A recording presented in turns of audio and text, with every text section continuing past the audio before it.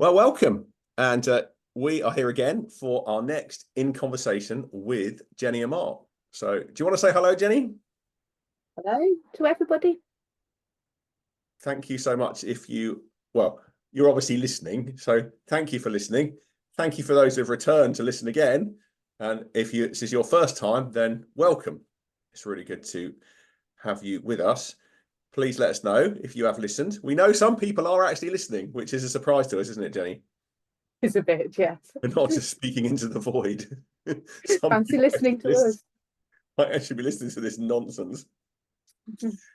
Anyway, so we're going to be about half an hour. We're going to look at the passage that's set in the lectionary readings for Sunday, the gospel reading. We're going to have a bit of a chat about it. I've read a commentary. You read something else, didn't you?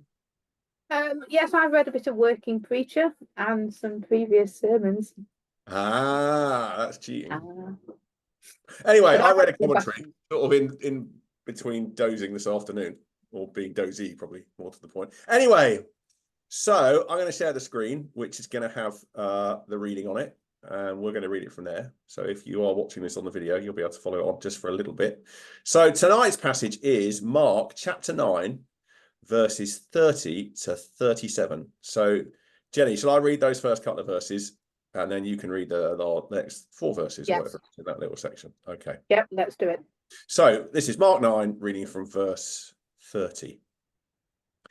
They went on from there and passed through Galilee. Jesus did not want anyone to know it, for he was teaching his disciples, saying to them, "The Son of Man is to be betrayed into human hands, and they will kill him, and 3 days after being killed, he will rise again."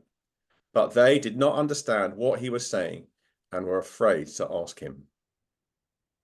Then when they came to Capernaum, and when he was in the house, he asked them, "What were you arguing about on the way?" But they were silent, for on the way they had argued with one another who was the greatest. He sat down, called the 12, and said to them, "Whoever wants to be the first must be the last of all, and servant of all." Then he took a little child and put it among them, and taking it in his arms, he said to them, "Whoever welcomes one such child in my name welcomes me, and whoever welcomes me welcomes not me, but the one who sent me."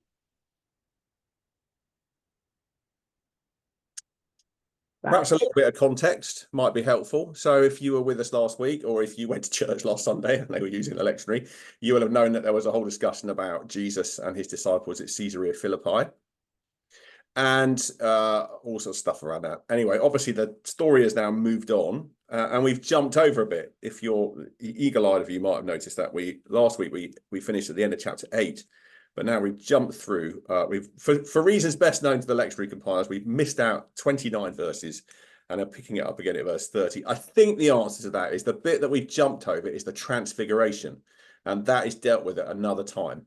So I think that'll be the reason why they've jumped over those 29 verses. So when it says they went on from there, in a way, we're moving on from Caesarea Philippi and the Transfiguration.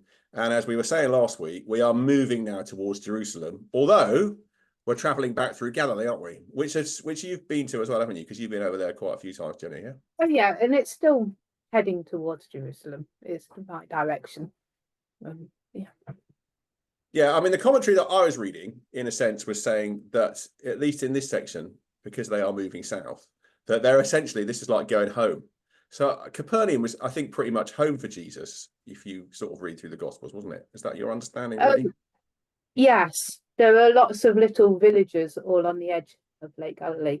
And I don't think Capernaum itself wasn't home. It was a little bit further round. But yes, it would be one of those little villages that he used to frequent quite a lot. And they all knew each other, I would imagine, because they were all fishermen. Yeah, so they're going home in a way, but they're also on a journey, because the narrative has definitely turned, hasn't it, from the reading we were looking at last week towards Jerusalem. So again, and they're walking. One of the things I was talking about when I was preaching on that sermon last week was the whole idea of actually you can have really good conversations when you're walking together, can't you? I mean, we like walking together sometimes, don't we? Sometimes walking around Maysbrook Park with a dog, which we have, but quite often it's just nice to go for a walk and you can have a good chat. Is that fair enough? I think they did a lot of walking around. Although, I mean, we'll probably get to it. They weren't all walking together, were they? because otherwise he would have known what they were all discussing. No, I'm sure we will come on to that in a minute, won't we? Because yeah, there seems to be, and again, was he sort of given a supernatural insight into what they were talking about, or was he just overhearing? I don't think we're ever quite sure, are we? But anyway, I'm sure we'll come back to that in a minute. It made me wonder how many of them there were, because of course we only know about the 12, but there would have been many, many more that aren't mentioned. And when it says he's walking with his disciples, I'm assuming there was a big crowd. Yeah, that's true. Actually, you're right. We tend to think just of the 12, but yeah, often there were many others that we know from other parts of the Gospels that accompany him as well. Anyway, so they went on from there, wherever there was, Transfiguration / Caesarea Philippi, and passed through Galilee. And again, we get this sort of thing that just reoccurs again and again, don't we? He don't tell anyone what's going on. What do you think's going on with that? What's your take? The whole of Mark's Gospel is one great big hide and seek, isn't it? It is. Yeah, there is a lot of that. I mean, the whole book's written about that, haven't they? It's a big thesis about that. It's all you hear, isn't it? He's trying to escape from the crowd. He's trying to hide. Don't tell anyone. I want to be secret. And they just keep finding him out. It's one great big game of hide and seek. Go on. Why do you think Jesus is doing that? What at this point? Why do not? I think it's dangerous. I think it's dangerous. So he's made this big claim. Oh, Peter's made this big claim about him, Caesarea Philippi, and then they know he's already talking about how he's going to suffer, how he's going to die. It's dangerous, and it needs to all happen in the right time, I suspect. Yeah. I mean, you're right. Peter's made the claim about it, and Jesus for sure hasn't refuted it, has he? He didn't say, no, you're getting that wrong. That's not right. He definitely he accepts Peter's designation of him on the side, doesn't argue with him. He argues with him about something else, but he doesn't argue with him about that, which is, No, I think it's very much, yes, you're right, and it's going to cost you, and it's going to cost me, and it's going to be messy, really. But so yeah, it's definitely something about the right time, isn't there? And that's an interesting thought, isn't it? There has to be the right time. Doesn't Jesus say somewhere else, he can't die outside of Jerusalem. It has to be in Jerusalem. It's going to happen, doesn't it? It has to be there, and it has to be at the right time. Yeah, it does say it somewhere, doesn't it? Yeah. But it is always the plan. It is. Yeah, which raises some interesting questions in itself, doesn't it? Anyway, the Son of Man is to be betrayed. He's reiterating the stuff that I'm talking about at Caesarea Philippi, isn't he? It's very much, this is what is going to happen. This is where this is going. You need to get on board with this team, because this is where we're going now. You've got to get on. You've got to go get with the program. Must have been really hard for them, isn't it? Must have been really hard for them, don't you think? Put yourself in their shoes. Well, yes, I always think it's really hard for us now as well. Nobody wants to hear that it's going to be costly, and for them, it's going to cost them their lives, actually. But yes, nobody wants to hear it.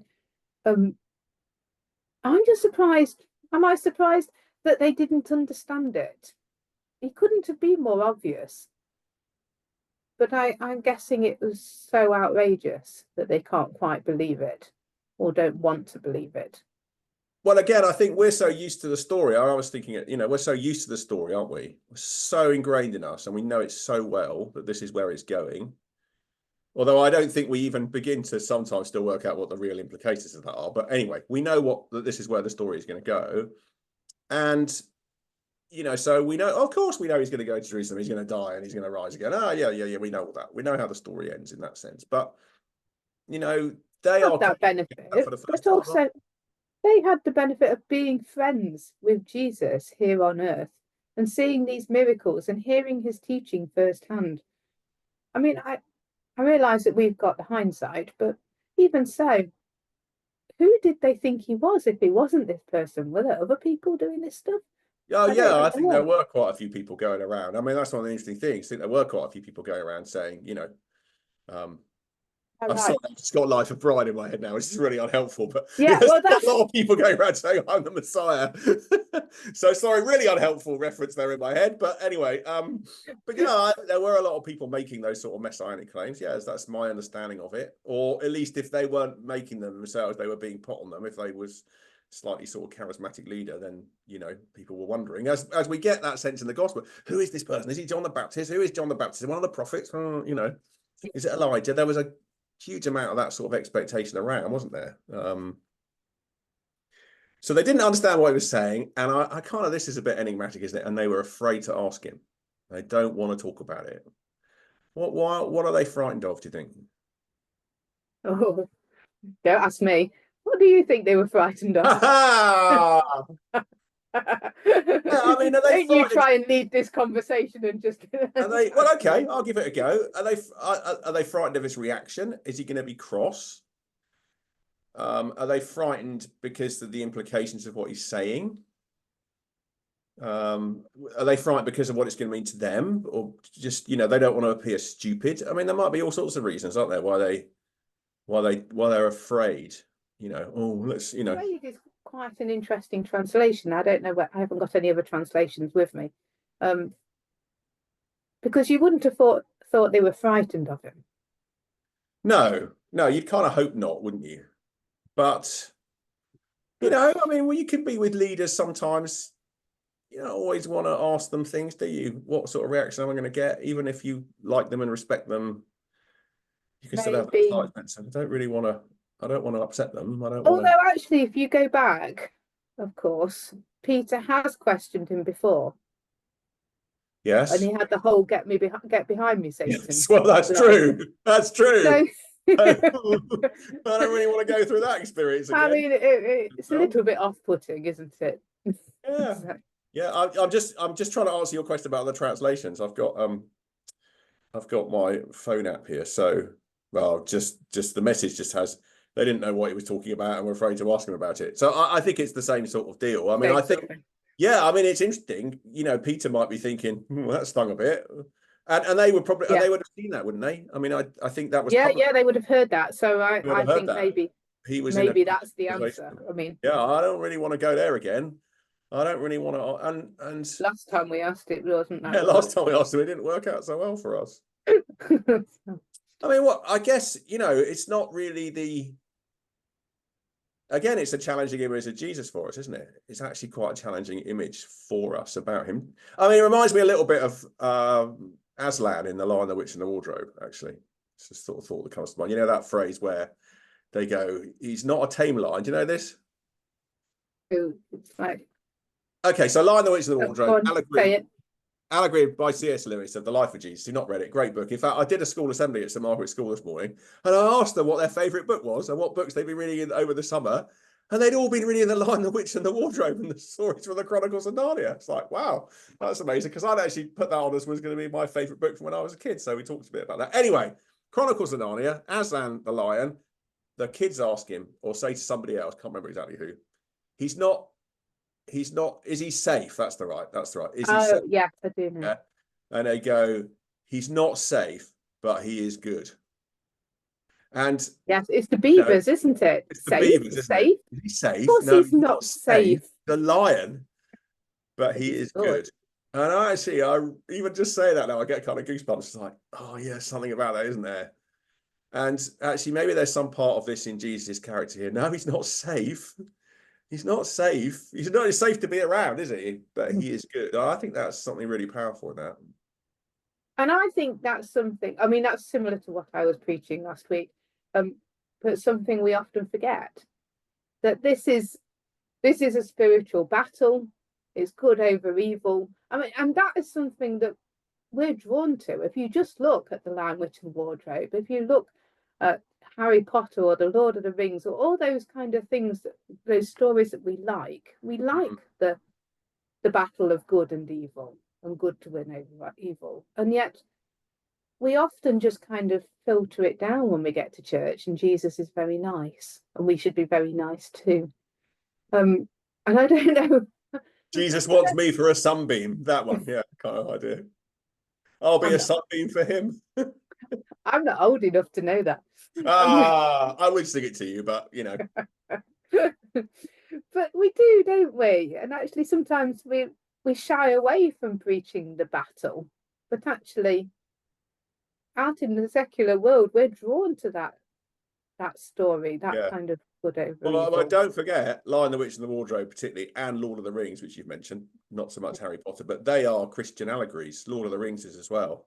And I've been watching, I don't know, because I like a bit of Lord of the Rings. So I've been watching I think I'm about the only person in the world that's watching the Amazon kind of Lord of the Rings thing at the moment. But, that whole thing about the power of evil and you can't let it go. And if you know the story, you know that no one can let the ring go,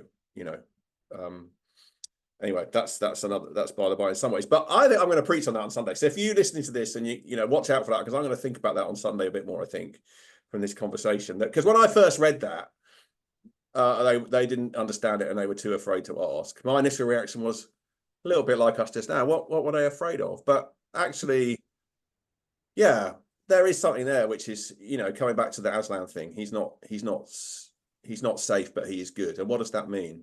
And yeah, following Jesus is not necessarily good for your health or for your safety. It will not always lead you to comfortable places, and it won't. No. And I think, we're sometimes really in danger of selling it like that, selling the Christian faith like that. You come to Jesus and all your problems will disappear, as a song famously said in the 80s. But, it's not the way it works, is it? Well, not my experience anyway. Okay, moving on, because I have a question. Moving on, Jenny, because we're halfway through. I have a question for you. Okay. Okay. And it only struck me this time when I read it. So they came to, he said all this, that it's, the Son of Man is going to be betrayed into the hands of men. And they come to Capernaum, and when they were in the house, he said, what were you arguing about on the road? Yes. Why were they arguing on the road? Were they? Yeah. It's just struck me. Were they trying to work out who was going to take over once he died? Maybe. I mean, they could have just been squabbling, but why were they arguing about who was the greatest at this point? And I do wonder. That's a really interesting question, actually. Jesus, yeah. Whether this had triggered it, and they were trying to work out, because I mean, he was a rabbi, as I said earlier, who'd have had lots and lots of followers, not just the 12. There would have been, he gathered people as he went. I mean, he fed 5,000, so there would have been a lot of people. Were they trying to work out who was going to take over? Because otherwise, it was all going to crumble. Well, I don't know, maybe, but either way, it's actually a really interesting juxtaposition of these two ideas, isn't it? So you've got Jesus talking about self-sacrifice. He's going to go to Jerusalem. He's going to suffer. He's going to die. And at the same time as that, you've got the disciples arguing about who's the greatest. So we've already had a bit of Monty Python. We've had a bit of seriousness.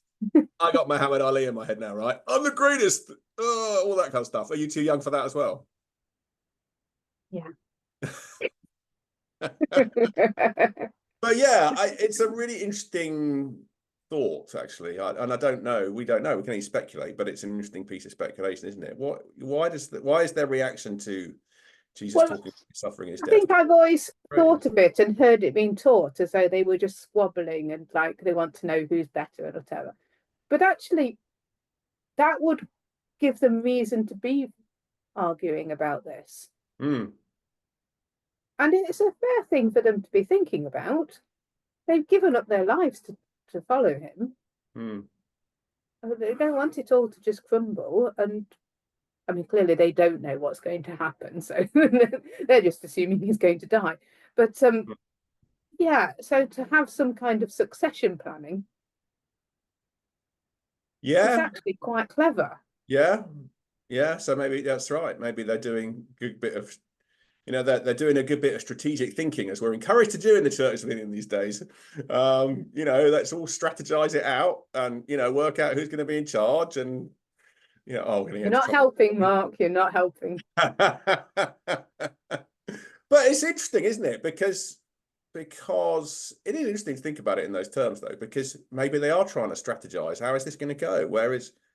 They don't really understand what he's talking about, for starters. So they're not really kind of synced into what all this means. How can they be? We were just talking about that. But yeah, I think that's an interesting idea. And Jesus says that you can't, sometimes I do sometimes genuinely think this, you can't plan your way out of this, folks. It's not the way it works. But we can. We just need the right strategy. Okay, well, let's just hope not to listen to this anyway. So that's fine. But interestingly, what is the strategy? So Jesus then has what you could call an enacted parable, doesn't he? Because he gets a child. The first must be last. The last must be first. First must be last. Last shall be first. Do you know what that reminds me of? Okay, well, we've had Monty Python and Muhammad Ali already. So what's the third one, or even the fourth one? Those teachers that used to make you go sit you down in the classroom and then decide that they were going to teach from the back, and you all had to turn around. So the front was at the back, and the back was at the front. Well, you obviously went to some weird school because we never did that. You never Although I did do that. sometimes think it when we do a baptism at St Margaret's, because the font is at the back. So all the people that thought they were sitting nicely hidden away at the back of church, and we all processed down to the font, we all just suddenly find ourselves at the front. Maybe they sat there deliberately to do that, but generally not, I don't think. Never made to. Oh. What? Well, I bet you were a front row sitter anyway, weren't you? So No, I was not. How dare you? you were. Certainly not at theological college, I wasn't. We used to sit in the back row. Anyway, yes, okay. So I was thinking about this phrase, and one of the things that as you know, obviously people listening won't necessarily know, I've been reading Tom Holland's book Dominion about the way the Christian faith has influenced Western thought. And I think it's easy for us to look at that passage and go, well, we don't possibly live like that, and nobody lives like that. And in one sense, that's true. I think if you look at, anyway, political leaders who I've mentioned, people running for certain offices in other countries, don't necessarily seem to think that, being the least of all is the greatest thing to do and the best way to live. But one of the interesting things that Tom Holland says is that their thinking is actually really, really imbued this and other sort of Christian teaching that actually completely saturates our thought in the West. So the whole thing around, and if you compare the way we think now to the way they thought in Roman times, it's completely chalk and cheese. So, for example, the fact that, I know this is very politically contentious at the moment, but thinking about things like the winter fuel payment, okay, we're targeting that at the poorest people, okay, or generally we have welfare that targets at poorest people, and we have an idea that people who are kind of, should be looked after. I think Tom Holland, if I'm understanding it rightly, was saying it's a deeply Christian idea. The Romans would have thought you were mad, because they just enslaved everybody, so this idea of human rights and care for those who don't have is actually, he would argue, is a deeply Christian idea that saturates our thinking, even if you're not Christian.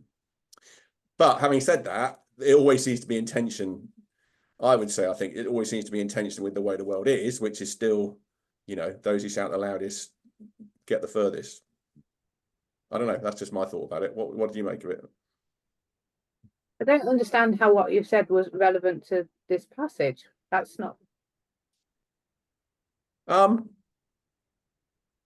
Well, this idea that, we should care for those who are, in need, or, Well, that doesn't mean they come first, though, does it? In fact, if anything, that's the opposite. Go on. That's the people who are strongest taking care of those that are weakest, rather than empowering those that are weakest to be the strongest, or allowing them to be the strongest. So what do you think Jesus is saying here then? Because do you think I've misunderstood it then? I thought, well, perhaps I've just not explained it very well, which is perfectly possible. But yeah, I think we fall into the trap of this false humility, particularly of course Christians as well, and church leaders. We have to pretend that we don't want things just so that we then get them. It's thing. It's not important for us to feel powerful, apart from we do really want to feel powerful. Yeah, it's that false humility. It doesn't. We're not good enough for that. It's really hard to put this into practice in some ways, isn't it? Because you say there's always that danger of, how do you genuinely do this? When, we live in we were in a church again, going to get into trouble probably, but anyway, we're great at titles in the church, aren't we? Reverentness and right reverend and venerable, and You know, where does I've never quite understood that really, other than, but I've also played that game myself, so you know, maybe I'm just a hypocrite. That's perfectly possible. But I think it. Well, I mean, I suppose the best we can do is hope for equality or work for equality. Um, but you and I have both worked and tried to empower people that haven't been, that haven't been given those chances, and actually, it's quite difficult, Hmm. and in many ways idealistic. But then I think Jesus is allowed to be idealistic. Well, if Jesus can't be idealistic, then I think we're in trouble, aren't we? So yeah, I mean, whoever wants. Okay, let's have a look at it in a little bit more detail just before we finish. Whoever wants to be first must be last of all and servant of all. And then he takes a child who, of course, again in you know Greek in the Roman times, you know, children had no worth whatsoever. Takes a child and says, "Whoever welcomes one such child in my name welcomes me, and whoever welcomes me welcomes not me, but the one who sent me." By which he's talking, of course, there about the Father, isn't he? Okay. So you know, yeah. I don't know. I So think who would we take in this society? Because children aren't that worthless nowadays. no, I think that's true. Yeah. In fact, many people live their lives around their children, so it's really Yeah, not again, the I way. think that's right. I think that's Yeah. true. So who would be the person that we put in the middle and said, Asylum seekers, people "Mm, coming across on boats. yes, probably. Oh Yes, dear, I can't think of a getting very better example. controversial now. Well, I can't think of a better example because I think there are things where, if we took the homeless, if we took the addicts, um, I think you could take them too. I think you could do that too, I don't know. I think but people perhaps are not quite sort of. quite happy to look after those people. So you may be right. They would be, that's the worthless, or maybe um, prison offenders who've come out into society. Yeah. They may be. Okay, so if we've got that in mind, whoever welcomes them in my name welcomes me. Well, I think we should just sit with that for a moment, really, that thought. I don't quite know what you do with that other than go, oh, yeah, that feels a bit uncomfortable. That pinches a bit. Does it though? Does it for us? I don't think we've quite hit it, and I'm reminded here of Nadia Bolz-Weber.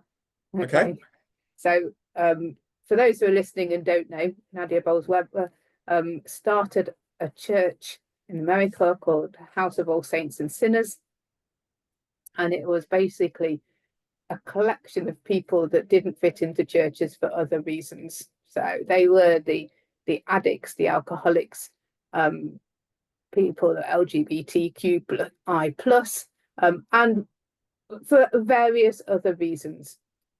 And Yeah. then the church, there were only about 30 of them, 40 of them, but she became a bit well known. And therefore the church became well known and people started to visit the church and join the church. And she struggled with this because it was supposed to be a church for these people. These were the people she was sent to love and to minister to. And then it was all being changed. And somebody said to her that, and I think I've got this right, I don't want to misquote it. She's very good at welcoming the other, but sometimes the other looks like your mum and dad. And she realised that the person that actually she really struggled to just welcome into church is just a normal everyday person who was very good at welcoming the people that other people. That wasn't an issue for her at all. But the people she struggled with were the people that just looked like her parents, just normal everyday Christians. So I think maybe what I'm saying here is for some people it'll be asylum seekers, but what we need to pinpoint is who it is that we would struggle with being in our church. And actually, I don't think it is for me the people on the boats or people coming out of prison or any of the so-called obvious choices. I'm just trying to pinpoint who it would be. I'm going to say arrogant men. They're the most thing. So put those in the middle.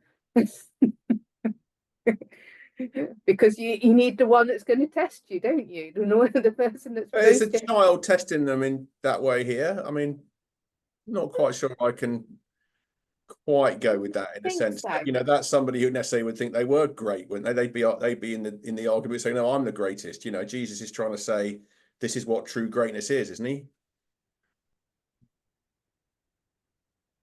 But then how does true greatness manifest itself in a child? I mean, that's Yeah, maybe.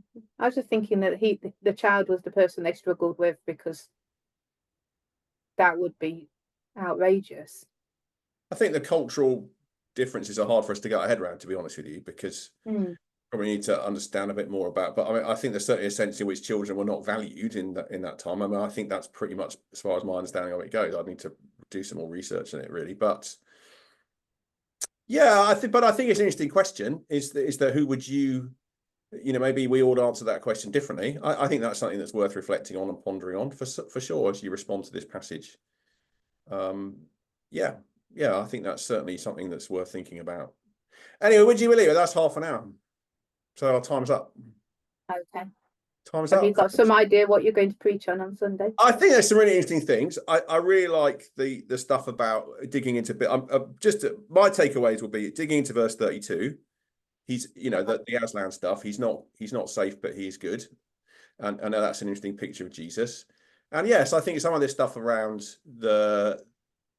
what's Jesus saying about the children here, and how does that really translate into our culture, and what's really great and what isn't. What does it mean to be great and what isn't it? Is a really interesting question that is interesting to look at after 2,000 years of Christian history. But I'm not quite sure further where I'll go with that. What about you, quickly, in sort of a minute? What would you take away from it? I would want to explore further why they were having this conversation in the first place, because that really stood out to me. I like a book quote, so I might nick Aslan.